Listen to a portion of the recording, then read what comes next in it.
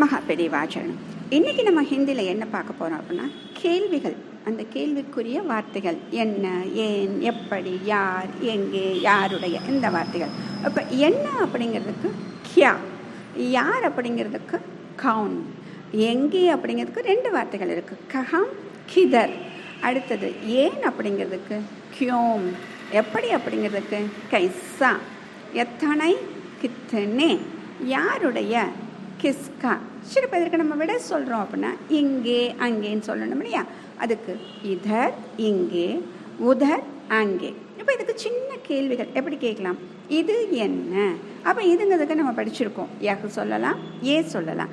அப்போ யக்யாகை, யஹ் கியாகை. அதே மாதிரி அதுன்னு சொல்லும் பொழுது வஹ் சொன்னோம், ஓ சொன்னோம். அப்போ வ கியாகை, ஓ கியாகை. அடுத்தது இவன் யார், அதே தான் யஹு வஹு தான் நம்ம யூஸ் பண்ண போகிறோம். இதில் இவன் அப்படிங்கிறதுனால யஹு சொல்லிட்டு ஏ சொல்கிறோம், யாருங்கிறதுக்கு கவுன். அப்போ எ கவுன் ஹை.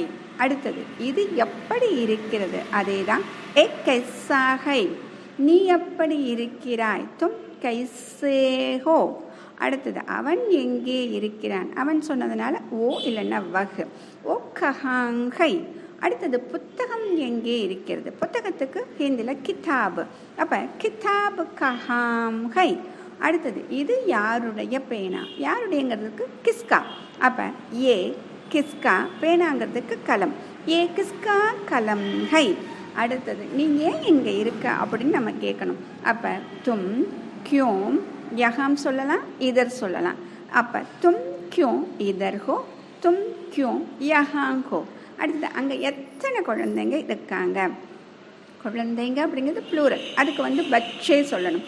இப்போ ப்ளூரலில் சொல்கிறதுனால இது வரைக்கும் நம்ம எல்லாம் ஹை ஹோ சொன்னோம் இல்லையா, இதுக்கு மட்டும் ஹைம் அப்படின்னு சொல்லிட்டு ஒரு இம் சப்தம் நம்ம சேர்க்குறோம். அப்போ வஹாம் சொல்லணும், இல்லைன்னா உதர் சொல்லணும். உதர் கித்தனே பச்சே ஹைம் அப்படின்னு நம்ம கேள்வி கேட்குறோம்.